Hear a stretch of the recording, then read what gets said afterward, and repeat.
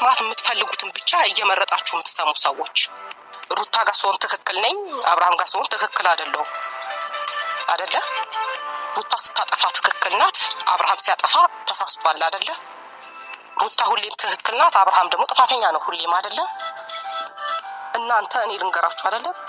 ያ ቪዲዮ ማለት ነው ሩታ ጋር ሆኖ ቢሆን ኖሮ ሩታ ላይ ተደርጎ ቢሆን ኖሮ ምንድን ነበር የምታደርጉት? እርግጠኛ ነኝ ውጪ ያላችሁ ሰዎች እራሱ መጣችሁ እሱን የሆነ ነገር ከማድረግ ወደ ኋላ አትሉ። እኔ ራሴ አብርሃምን አለቀውም ነበር። እኔ ልንገራችሁና እንኳን አብርሃም ወንድሜ ይቅርና የማላቀው ማንኛውም ባዕድ መንገደኛ እንኳን ቢሆን የሆነ ስህተት ላይ ካለ እውነት ካለው ከማላቀው ሰው ጎን የምቆም ሴት ነኝ እኔ። እናንተ እንደዚህ ወይ እኔ ስለኔ ማውራት አይጠበቅብኝም፣ ዙሪያ ያለው ሰው ያውቃል። ለእናንተ ማብራራት አይጠበቅብኝም ሲጀመር ማለት ነው።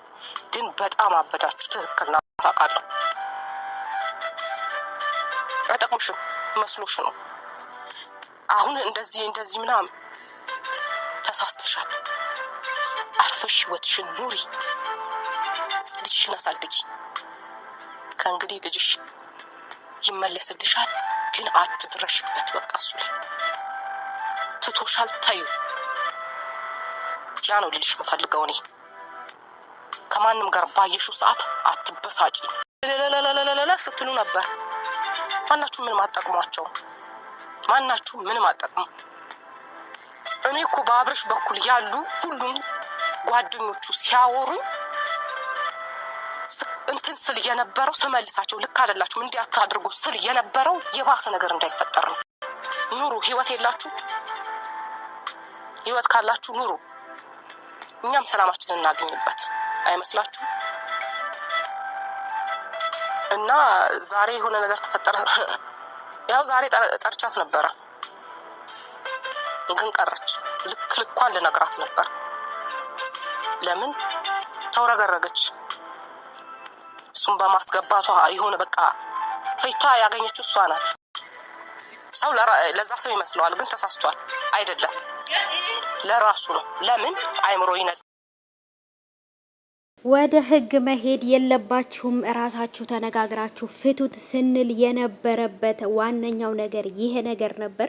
ዛሬም ላይ እንግዲህ የሩታ እህትና የአብርሽ እህት ተፈጫፈጩ ማለት ነው። እውነት እንግዲህ ሁሉም የሩታም ወገን የአብርሽም ወገን ተነስቶ እንዴት ልጃችን ይታሰራል እያሉ የአብርሽ ወገን እየለፈለፉ ነው። እዚህ ጋር ደግሞ የሩታ ቤተሰቦችም እየለፈለፉ ነው። መጀመሪያም ቤተሰብ ጋር እህት ወንድም ጋር እንዳይደርስ እናንተ በሰላም ፍቱት ብለን የነበረው ይሄ ነገር እንዳይመጣ ነበር።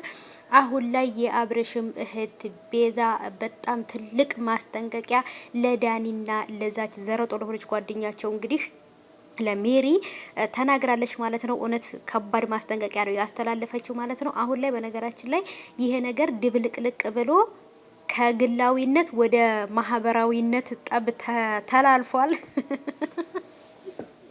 ይሄ በማህበር ተጀምሯል። በግሩፕ የአብርሽ ቤተሰብና የሩታ ቤተሰቦችም ጀምረዋል ማለት ነው። አብርሽ ከእስር ቤት ይፈታል፣ ምንም አትጨናነቁ። ግን ደግሞ አሁን ላይ እህትና እህት ጀምረዋል፣ ወንድምና ወንድም ጀምረዋል። በቃ የአብርሽ ቤተሰብና የሩታ ቤተሰብ ጠብ ላይ ናቸው። ነገሩ ወዴት እየሄደ እንደሆነ አላቅም። መልስ እርስ በርስ መልስ እየተሰጣጡ ነው። ቢያንስ እናንተ ትልቅ ሰው ናችሁ። ስለዚህ ቢያንስ እንደነሱ መሆን አይጠበቅባችሁም። የሩታ እህት የአብርሽ እህት ትልቅ ሰው ናችሁ። ስለዚህ እነሱ መምከር ሲገባችሁ እናንተ ሶሻል ሚዲያ ላይ ወጣችሁ ትስተዳደባላችሁ እንዴ? የእውነት በጣም ይደብራል። ምንድነው እየተፈጠረ ያለው ጋይሶች?